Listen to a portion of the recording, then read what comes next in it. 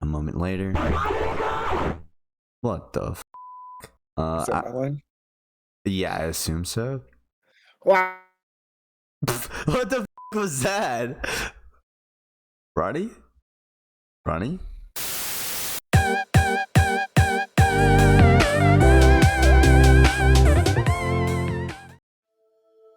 When I regained consciousness in the T University Hospital ward, the world was as dark as it is now. I had not yet recovered my sight, even though my eyes and optical nerves are undamaged. It must have been an after effect of the accident. Blindness was a shock, but now I know that my suffering then was nothing. After all, my sense of hearing, touch, taste, and smell were all fine at the time. The real horror began when my sight returned.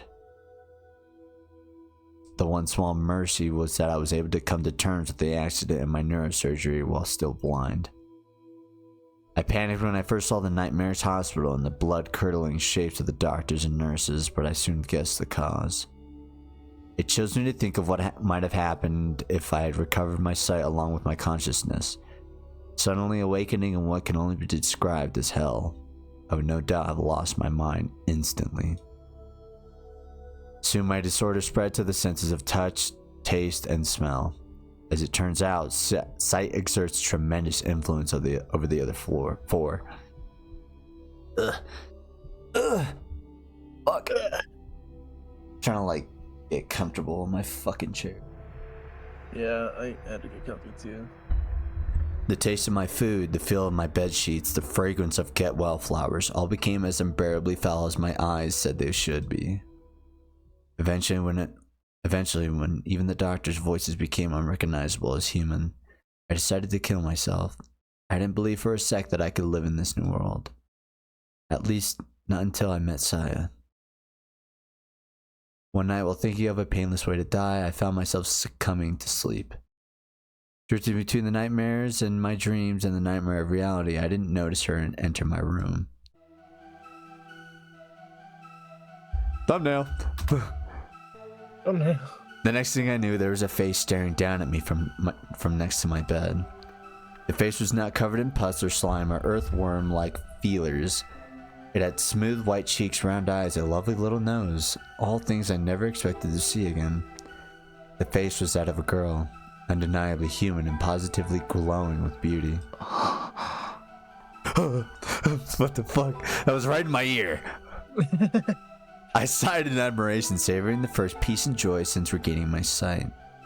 She had not expected such a reaction, apparently. Smash.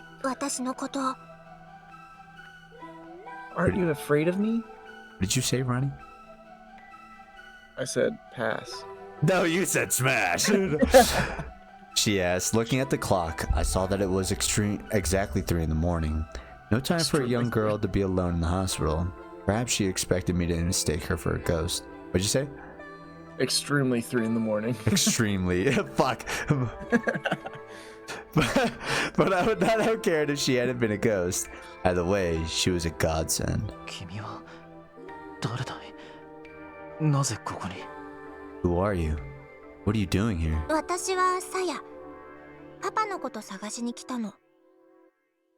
I'm Saya. I'm looking for my dad. Why'd you say that? I'm Saya. I'm Saya. I assumed that she was the daughter of a late shift doctor and another patient. It was unusual, but not unthinkable for such a girl to be wandering around the hospital. So you abducted me. No. It's no fun if you're not scared. Wait, I cried, desperate to keep her from leaving. It was only after she turned around that I realized I hadn't thought of what to say next. Nani? Well? Her beautiful eyes drew me in, healing my soul to its core. Through the white haze clouding my mind, I struggled to form a coherent sentence.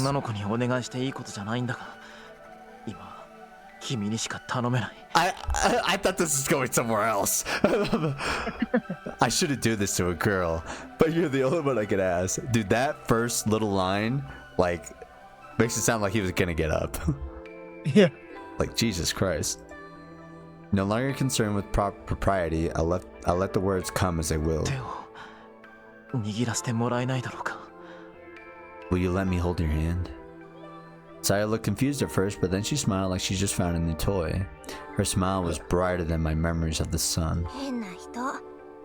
そんなこと言い出したの、あなたが初めて。You're strange. She said, holding out her slender white hand. No one's asked me anything like that before. Ever so carefully, as though catching snowflakes, I placed my palm against hers. I could feel her human warmth and the softness of her delicate fingers. She was there, just beyond the palm of my hand. Thinking back on the joyful tears I shed then, I know that this is the moment I was saved from my fate. この半月の間に初めて人に触れた。人だと感じられる体に。This is the first time in weeks that I've touched someone and felt them as human. はHuh? 他の人じゃダメなんだ。僕事故に遭ってその後遺症らしいんだけど、人が人の姿に見えないんだよ。I can't touch anyone else. I was in an accident, and as a side effect of the surgery, I can't see people as human anymore.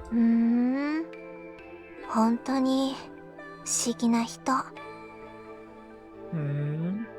How mysterious. あなたって面白い。明日の夜もまた来ていい？ You're interesting. She said, winding her fingers gently around mine. Can I come back tomorrow night?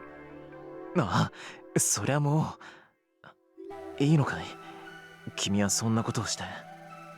Yes, of course. But are you sure it's okay? 大丈夫よ。夜は私のものだから。Don't worry. She replied. The night belongs to me. Dude. I'm Batman. Oh, Batman. Yes, of course, but are you sure it's okay? You're only 12. Only 12. Who lets you in? And so our rendezvous began. Saya came to my room every night at 3 a.m., skillfully taking advantage of the duty nurse's shift change. Rendezvous. I was astonished. What did I say? Rendezvous. No, I didn't. I said rendezvous. No, you said rendezvous. Fuck. Like you pronounced it out. God damn it. I was astonished to learn that she was living inside the hospital. これだけ広いと隠れる場所には事欠かないから。It's so big that I Why? never run Why? out. Why? Why'd you do that? It's so big that I never run out of places to hide. She said, answering my surprise with a nonchalant smile. She had been living in the suburbs with her father, she told me, until one day he'd suddenly stopped coming home.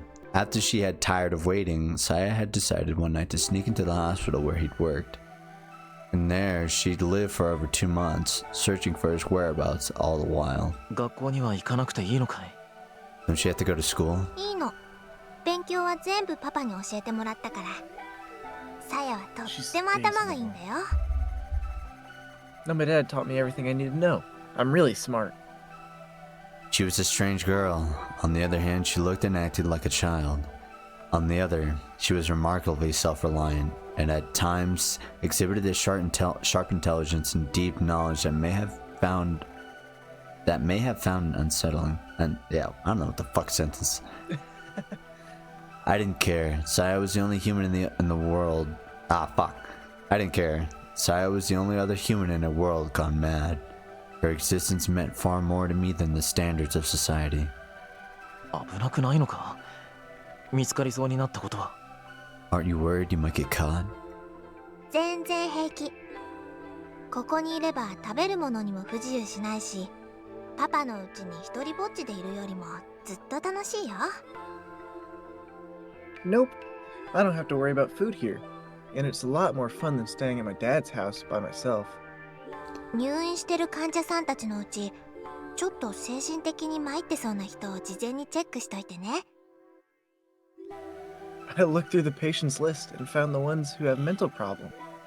Saya continued grinning mischievously. Dude, look at her face, just like, ah! Nightmare, nightmare. Nightmare, nightmare, nightmare. 時々部屋に真夜中に忍び込んで脅かしたりするの。その人が大騒ぎしても、そういう患者さんの言うことはみんな真に受けたりしないから。Sometimes I sneak into their rooms late at night and scare them. Even if they raise a fuss, No one believes their mental patients say. Dude, she's literally doing the thing. She's literally going to people's rooms. It's just a nightmare, nightmare, nightmare. She's literally me. She's living my dream life. 結局は悪い夢ってことで片付けられちゃうし。 They just brush it off as a bad dream. Her confession reminded me that the hospital was famous for its ghost stories. That's funny. Who could imagine that there was actually a real girl impishly roaming these じゃ halls? あ僕も最初はそのつもりで。 So that's why you came to my room the first time? うん。ごめんね。怒った？ Yeah, sorry. Are you mad? You got me. While her pranks were hardly praiseworthy, I couldn't bring myself to scold her for the very thing that had brought us もう together. やらない方がいい。その代わり夜は僕の話し相手になってくれないか。 You shouldn't do it anymore. Will you come talk to me instead? さやもその方が楽しい。 Yeah, that's more fun for me too. Yeah, right. Another thumbnail! With extreme care, I was able to conceal my sensory disorder. It was glaringly obvious that the doctors had no way to cure me, and the fact that I had undergone a still experimental procedure made me even more cautious. As a medical student, it was easy for me to imagine how the doctors would react if they discovered that I was exhibiting such unusual side effects. I was not about to become a guinea pig, a mere specimen to be examined with clinical detachment. So I hid my discomfort and loathing behind a mask of normalcy, convincing the doctors that any signs of stress were merely a result of hospitalization. Saya was my support. Looking forward to her nightly visits gave me the strength to endure my daily torture. Hope can make an enormous difference in a patient's progress. With the aid of my secret nurse, I recovered at a pace that left the doctors stunned. On the last night before my release, I summoned my courage and asked her, 君はこれからもずっとこの病院に居続けるのかい？ Are you gonna stay here forever? うん。結局パパの手がかりはなかったけど、もう他にいるところもないし、バレそうになるまではいいかなって。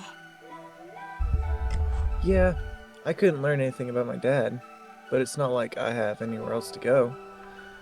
I guess I'll stay as long as I can hide. In other words, there was nothing keeping her there. よかったら僕の家に来ないか？ Why not stay with me? I asked timidly. The question took all the courage I had. え？家族はもういないか Huh? ら部屋はいくらでも余ってる。人目を忍ぶような必要もないし、住み心地もそんなに悪くないんじゃないかと。 My family's gone, so I have plenty of room.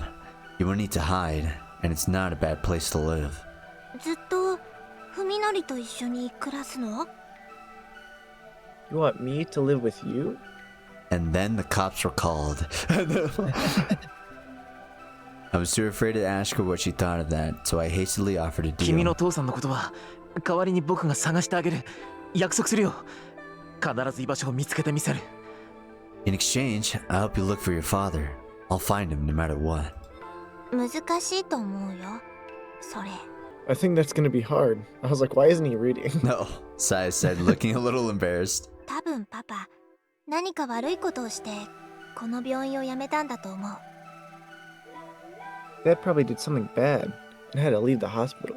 だから警察とかは困るの。なるべくこっそりと探さなきゃいけないし。 We can't get the police involved. You'll have to be as discreet as possible. Red 頑張る flag. よ。 Yep. どんなことだってやる。僕は。 But he just didn't care. I'm just thinking with my dick. Yeah, your other head. I'll do whatever it takes. Unable to control myself, I finally spoke the truth. さやと離れたくないんだ。 I can't be apart from you. At first she looked bewildered, but after a few moments of silence, she said, 少しだけ考えさせて。 Give me a little time. Yeah, it's kind of hard for me to go live with a 24-year-old man.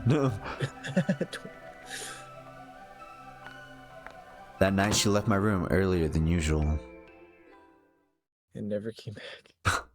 On the day of my release, I managed to smile as I accepted the hideous, foul-smelling celebratory bouquet. The flesh beasts calling themselves Koji, Omi, and Yo came to pick me up. Though they had come to see me many times during my stay, it never got easier to see my friends change so horribly. My sudden tears of despair drew suspicion, but I managed to explain them away as tears of joy. While we walked to Koji's car, I looked desperately for Saya amid the grotesque scenery. Even as we drove away, I kept watching the hospital fade into the distance, praying for a last glimmer of hope. But Saya never appeared. After Koji and the others dropped me off, I paused a while to regard my surroundings. I had lived my entire life on this block, in this house. There was no other place that I could call home. But nothing was I remembered.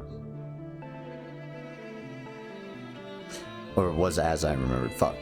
As I walked up the path to the front door and took in the yard where I had spent my childhood, I could feel those memories being defiled by the twisted, festering shapes around me.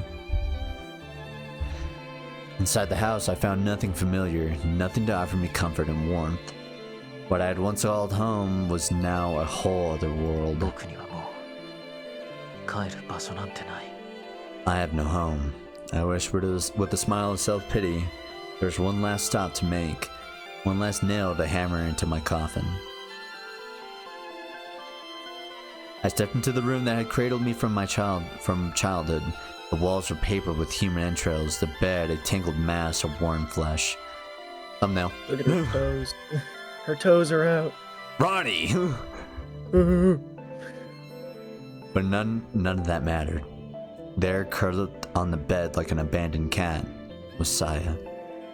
As I stood there in shock, she looked at me in a tiny, weak voice, said, 本当にここにいてもいい？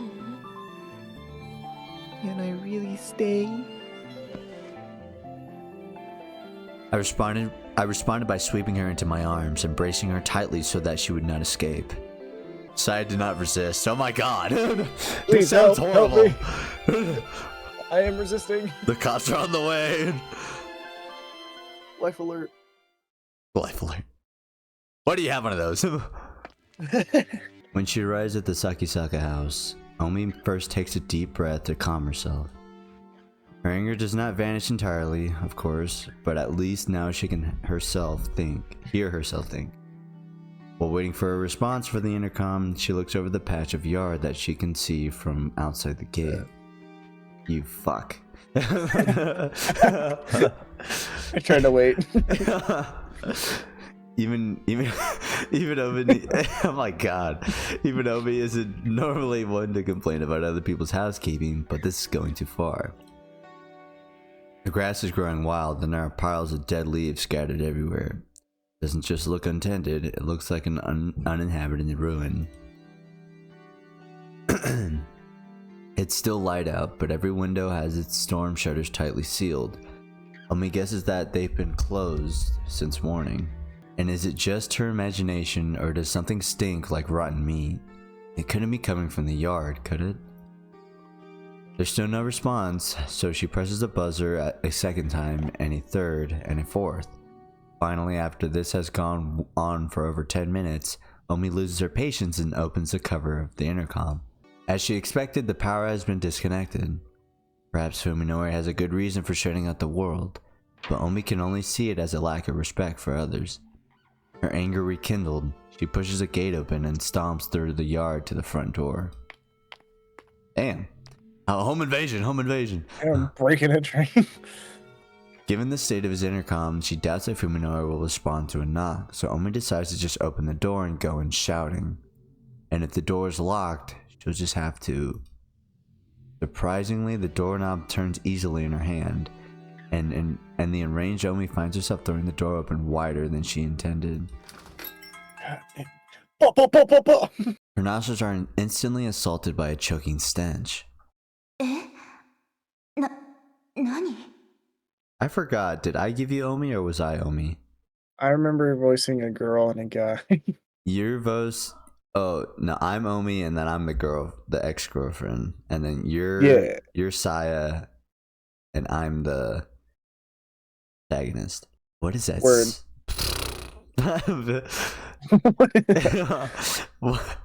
What is that? What is that smell? God, it's me, Roddy. You I'm fuck. joking. Yeah, dude.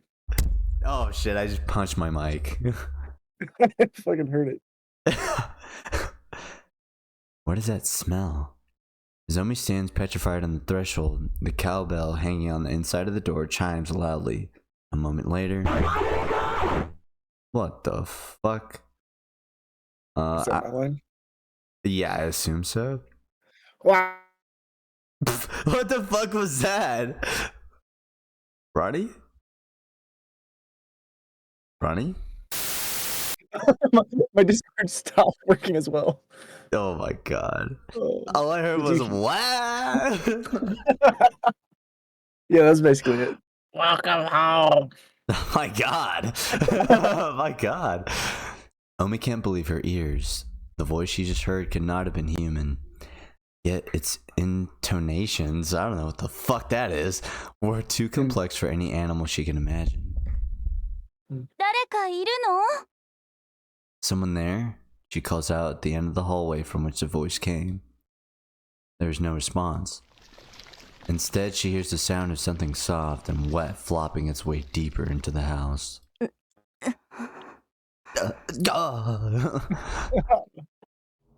I should call her.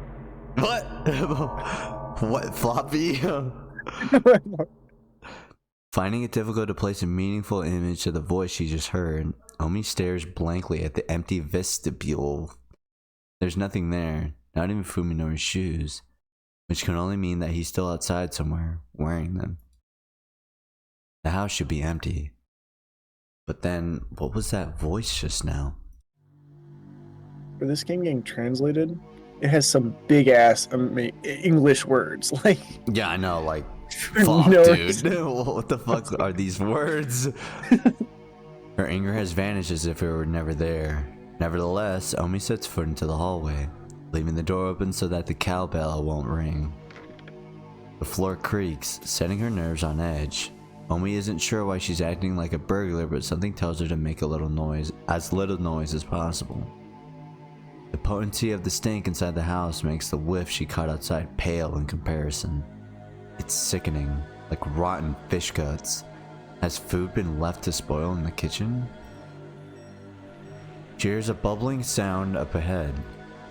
Stepping gingerly on the stepping Not gingerly freaking. on the freaking floorboards.